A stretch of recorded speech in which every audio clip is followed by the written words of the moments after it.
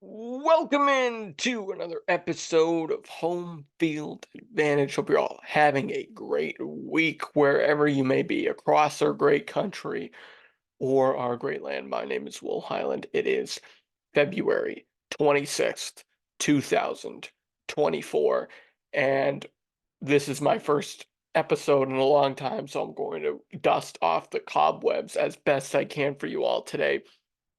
I was on vacation last week. It was a great time. I'll get to that later. Um, but I hope you had a chance to listen to the re-air we did last week of our 2022 interview with Chris Laval. That was a great conversation about 14 months ago, and I hope you have a chance to go back and listen to it if you haven't already. Talked a lot of baseball, talked a lot of sports in general, and we had a great time back then, and so that's why I want to share it during my off week. As for today, it's going to be pretty quick. I have a few travel observations I want to point out.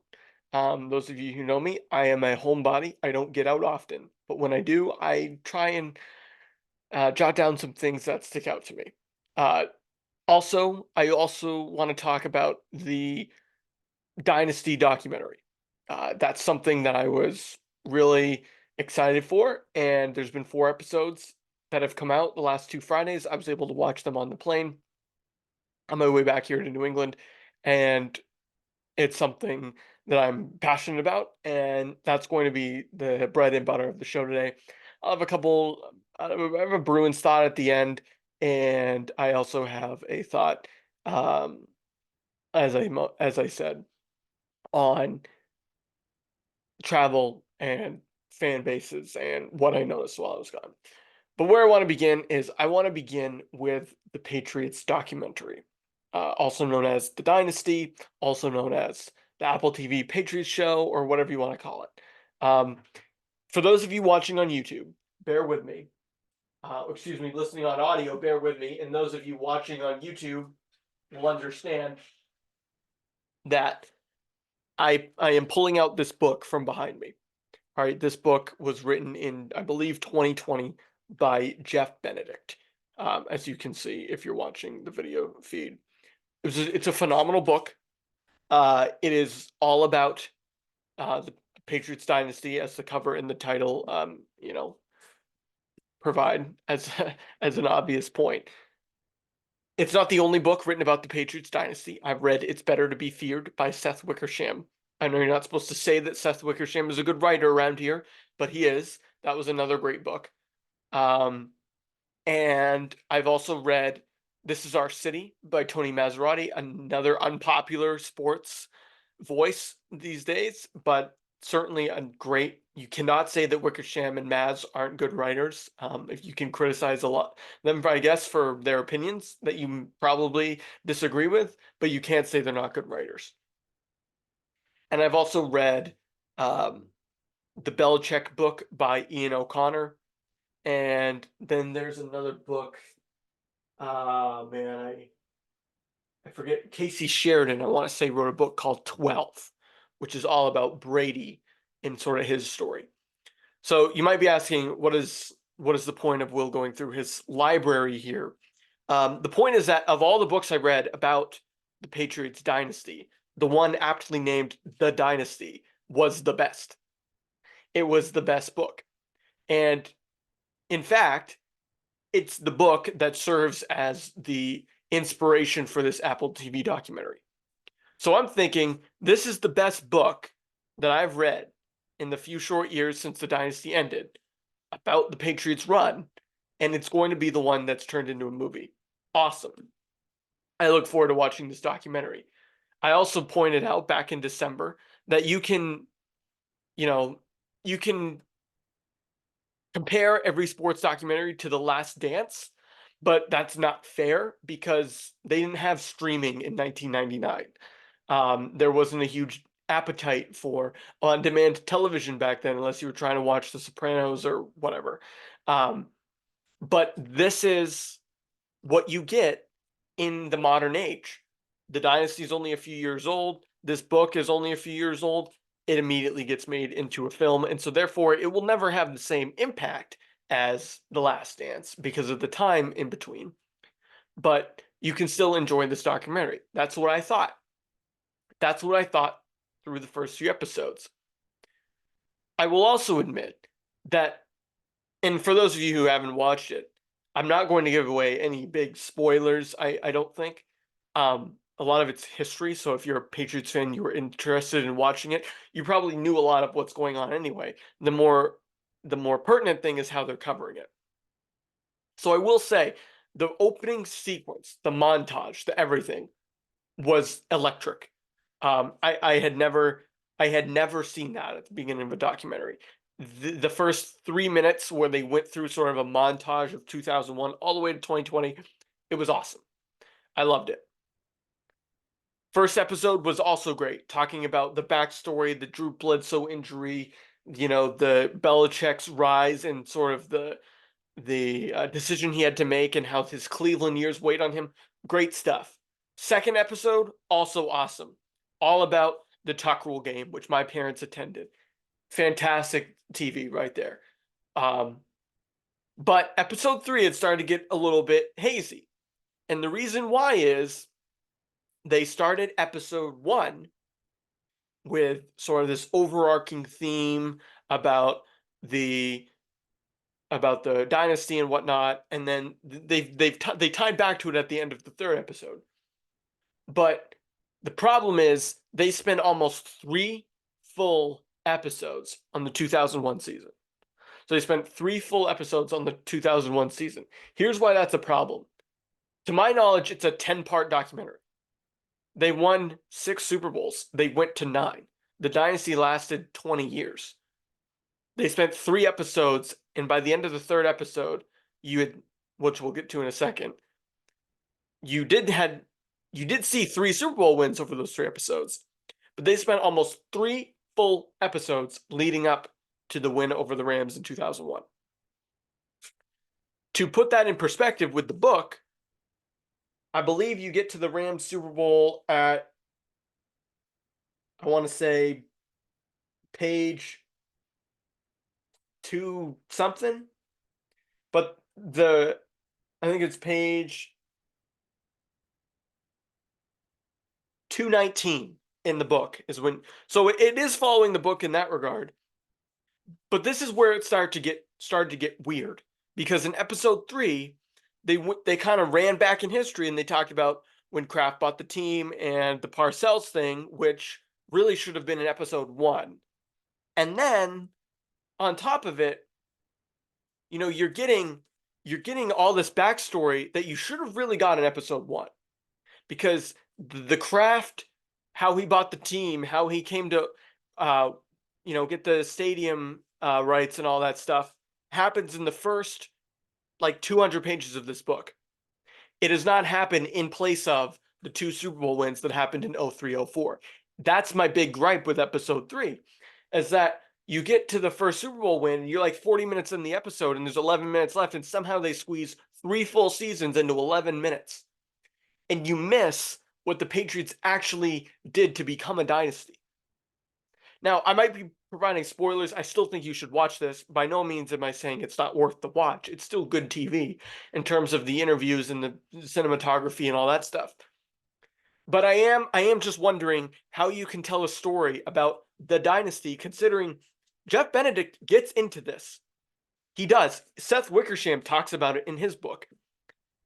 In The Man in the Arena, they spent 2 full episodes on those 2 Super Bowl runs. So it's not like it hasn't been covered, but if you're going to name a documentary called The Dynasty and the 2 Super Bowls that back-to-back in 03 and 04 that made the Patriots a dynasty is basically summed up in 6.5 minutes because you're rushing to get to the Spygate episode, then I don't really know what you're doing, and a lot gets left on the cut floor, right? I'm sure it was all cut, but I think when the final cut was made, when the final, decisions on what was going to be included in the documentary were made, I think the creators of the documentary were a little more interested in sort of the Palace Q drama that you might find on Felger and Maz, or in Seth Wickersham's book specifically, rather than what Jeff Benedict spent years writing out.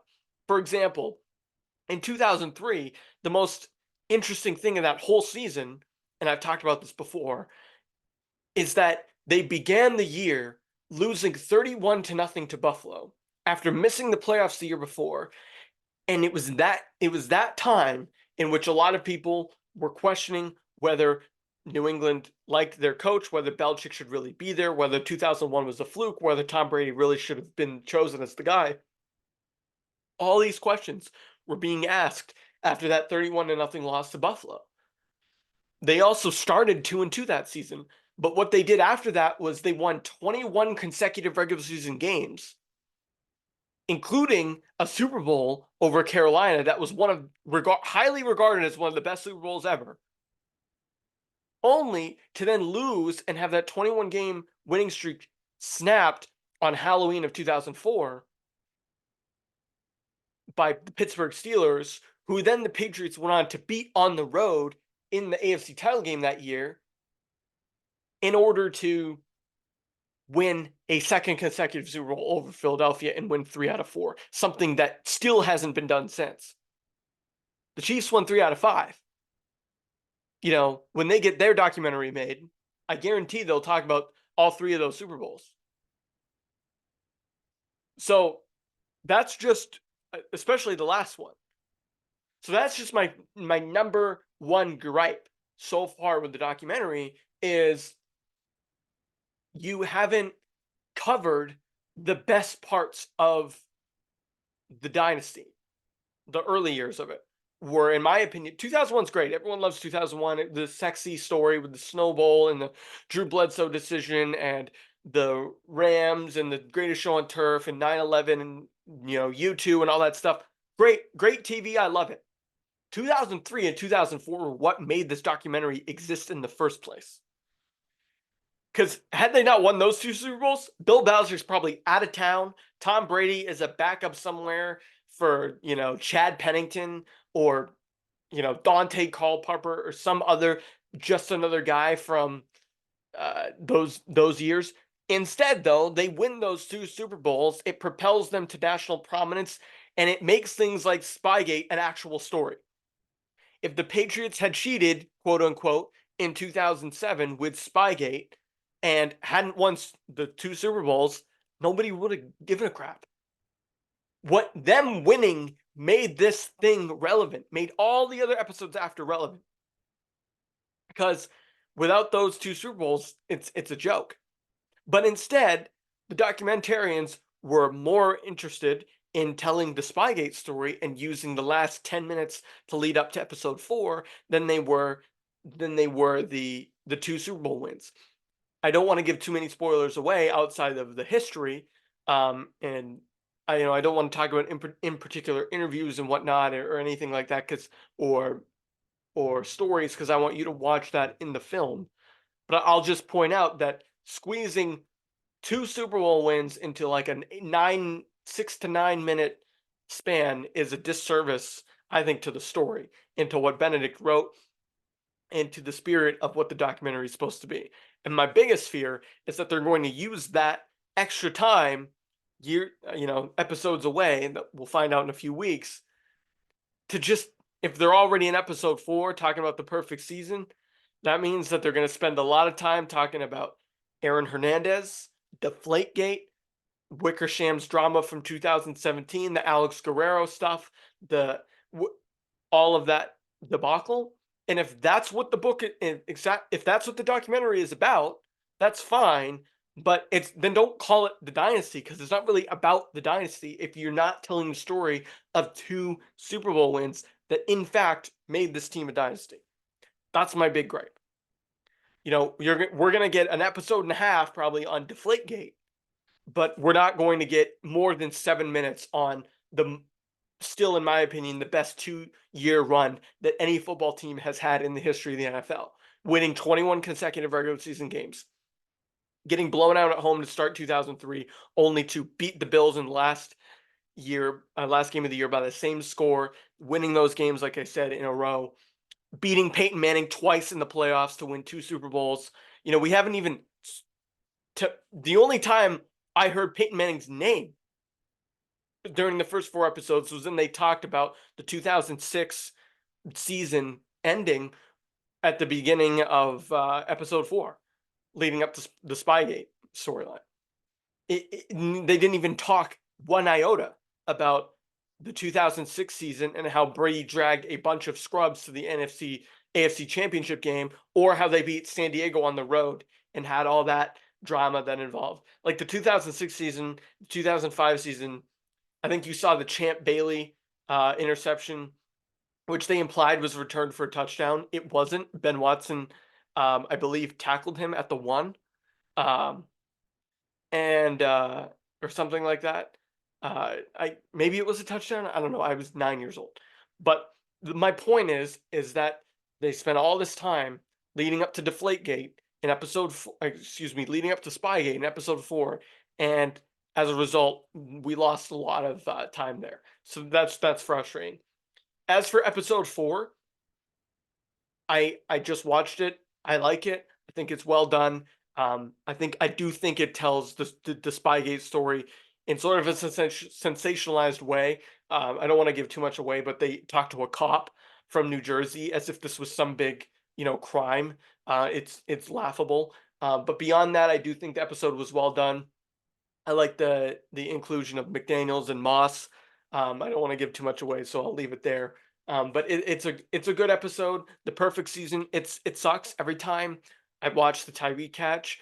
I feel like a few years of my life are just coming back to me in a way that I don't want to remember. Like I don't want to remember being 12 years old, 11 years old, however old I was, and watching that game. I can only imagine how depressing it's going to be when we get to the second Super Bowl loss to the Giants, because that one was equally, in my opinion, as sad. Um, but look, this is the cost, right? This is the cost of having all this run, is that when you relive it, there can be things that you like, dislike, that bring back joy and that bring back pain. Um, I do like the documentary so far. I encourage you to watch it, um, even though there are some things that I believe were left out. It's still a worthwhile endeavor by Apple TV. I will also say that the Benedict book is very friendly to the crafts, and I believe that so is this documentary. I think that's on purpose. Um, I I am concerned with the Patriots' legacy now, in some respects. Perhaps that's a story for another day. I was hoping this documentary would sort of be a Pat's love fest, but I think that's more or less what Man in the Arena was.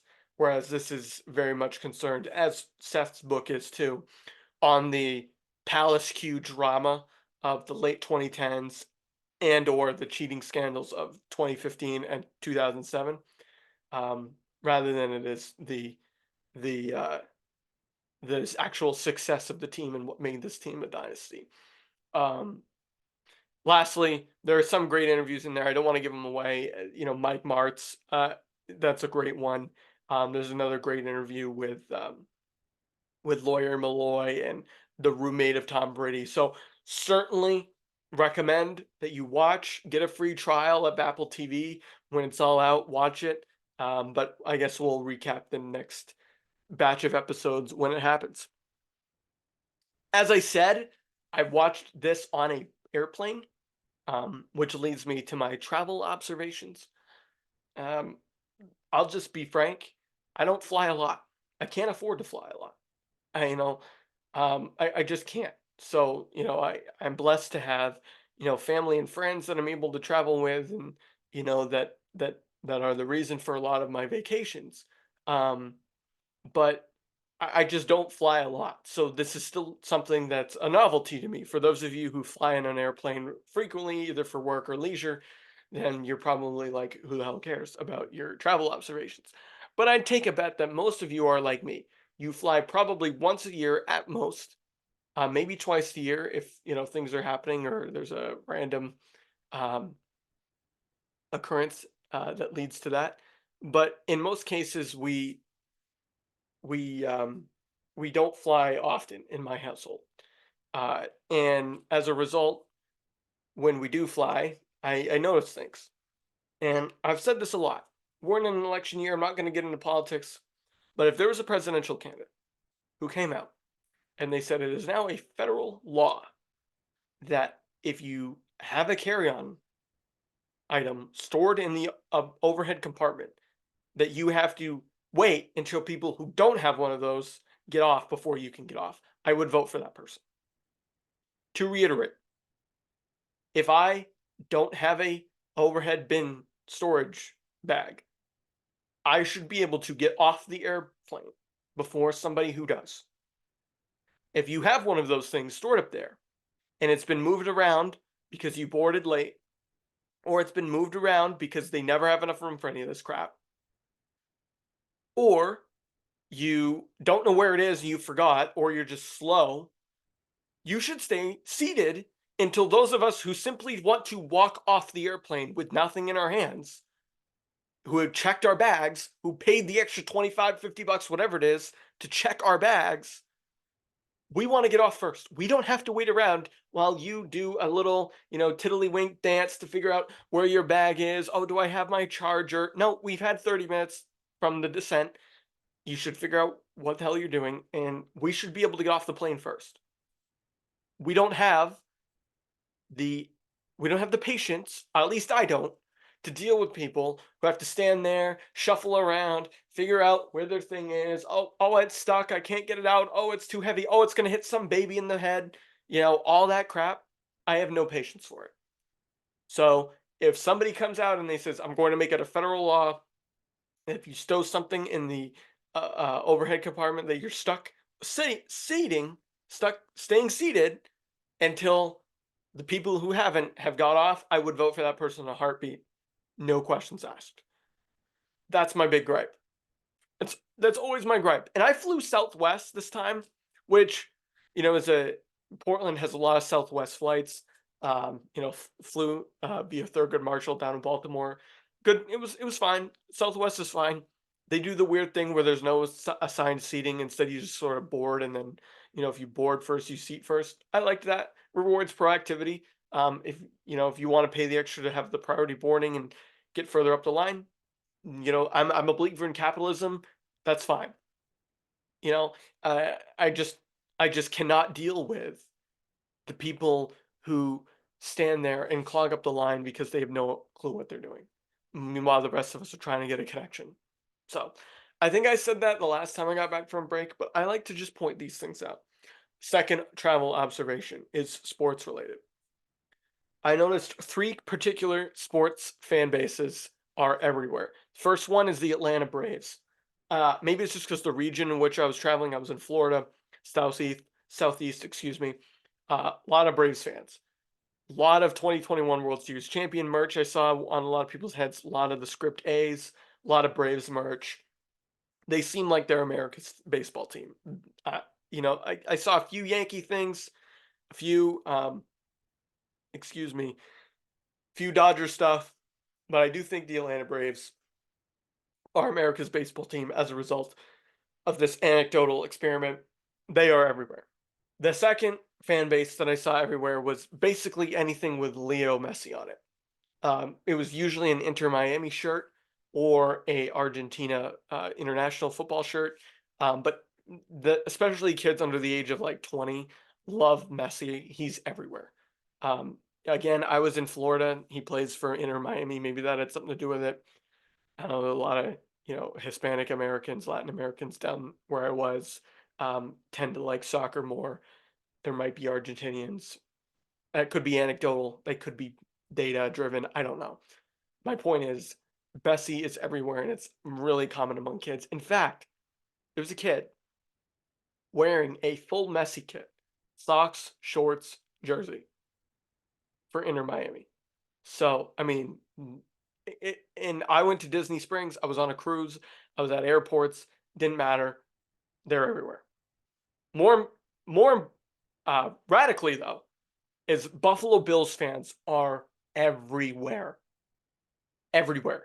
It's going to make Steeler fans, Cowboy fans, Eagles fans, Pats fans, Broncos fans, anybody, Niner fans, anyone else who claims to think that they have a national fan base, or that their fan base travels, pretty upset. And again, this could be anecdotal because a lot of people from the Northeast travel to the Southeast during this time of year. But Bills fans, no matter what airport I was in, no matter where I was, no matter what, I was on buses, I was on boats, I was on trains, I was on planes.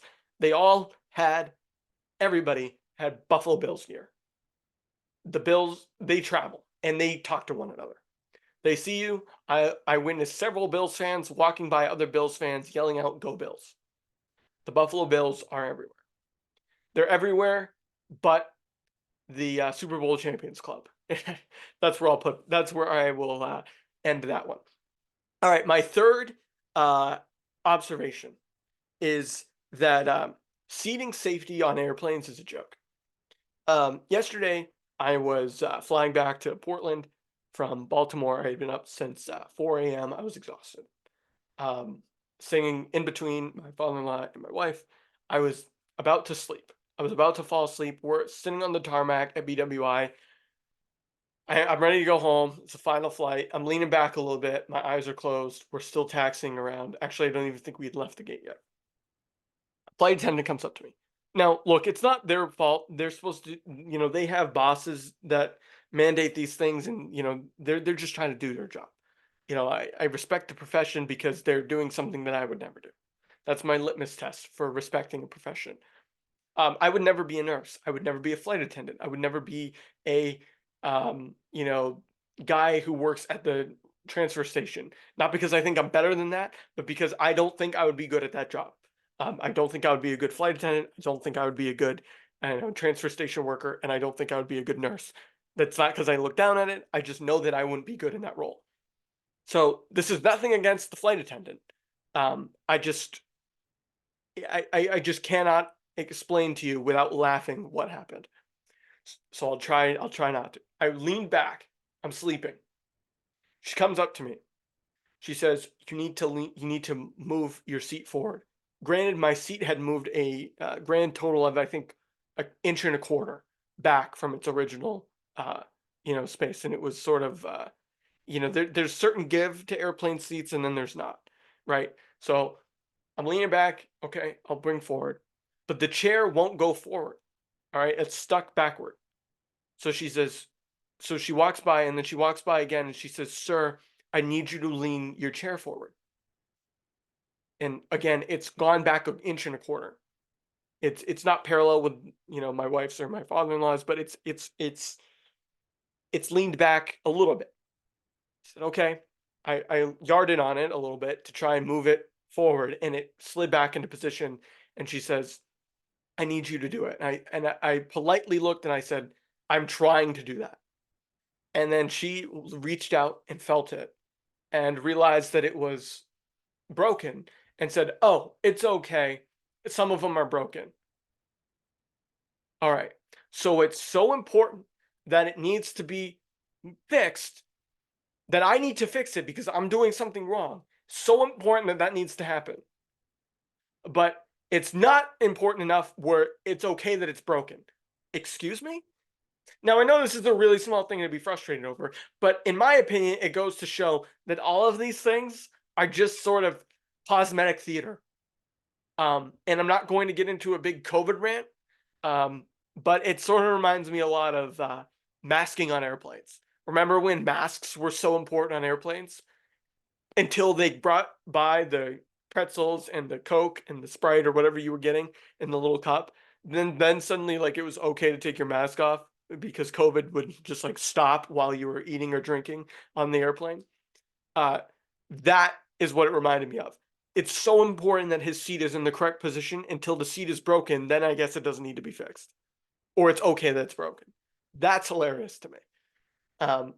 In my opinion, like, look, these people, they're doing the best that they can. I respect them. They just want to keep us safe. Like, I get it, but at some point, you have to laugh at the absurdity of some of these things. It was completely absurd. All right, my last thing is I had it written down. All right, mentioned I was at Disney Springs. Disney Springs is retail on steroids. Anyone who tells you that retail is dead or that people aren't spending money, because of the economy or whatever. Look, I'll be the first to tell you inflation is ridiculous. But I'm at Disney Springs a week ago, and we didn't actually go to the Disney parks. We just went to Disney Springs, which is, for those of you who don't know, like their big mall, shopping, dining, entertainment area at Disney World. There were people everywhere. Now, granted, it was raining, so maybe a lot of people weren't at the theme parks, but the stores were packed shoulder to shoulder. Every store. Didn't matter if it was a Disney themed store or not. Stores were packed. The restaurants were packed. The walkways were packed. People were everywhere. People were spending money. And people were spending money on things such as a $45 mouse ears headband, a $35 baseball cap that simply said Disney Springs. It was like, it wasn't even like themed for, a cars or Finding Nemo or anything like that. Like, it was just literally Disney Springs baseball cap. They had like thousands of, not thousands, but like dozens of restaurant options. People, spending ungodly amounts on food, and it just made me think that no matter how bad the economy is, people are willing to still go to retail when they're on vacation. Like, people will check their economic and personal finance skills at the door when they're on vacation. And for better or for worse, I'll leave that up to you.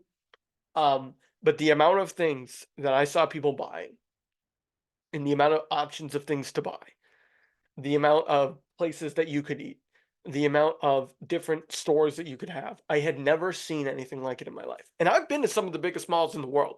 When I was a kid, I went to the West Edmonton Mall in Edmonton, Alberta. At the time, I think it was maybe a top 2 or 3 mall in the world in terms of size. And this was when anchor stores and before really the big Amazon push and all that. And it was huge. It was massive. It had a water park, it had casinos, it had hotels, it had roller coasters, all that stuff. Disney Springs was unlike anything I'd ever seen before. So the next time someone tells you that retail is dead, just remind them that the entire state at the southeast coast of our country is nothing but retail. All right, that's going to do it for this episode of Home Field Advantage. Hope you all had a great time listening. Sorry for my rants. Hope you found it entertaining, to be honest. If you put me in charge, I think I could fix the airlines, but we'll leave that for another day. We'll be back next week. We'll be talking some hockey with Kyle Diesel. I do want to touch quickly on the Bruins. They need to get their you-know-what together. It's getting a little scary, all these overtime games that they've been losing. I think they've lost something like 9 in the last 5 weeks. They've lost 9 overtime games, or something crazy like that. Maybe 8 or 9 overtime games. It's starting to get worrisome. So we'll talk about that with Kyle next week. We'll talk about the Devils. We'll talk about all the rest of the teams in the NHL too. I also want to talk about MLB expansion with him, see if we can squeeze that in, even though it's a hockey-centric episode. So we have all that to look forward to on the next episode of Home Field Advantage or Odd Man Rush. I'd appreciate it if you subscribe to this podcast wherever you listen to podcasts, or follow us on social at Homefield Pod. But until next time, my name is Will Island. You've been listening to Home Field Advantage.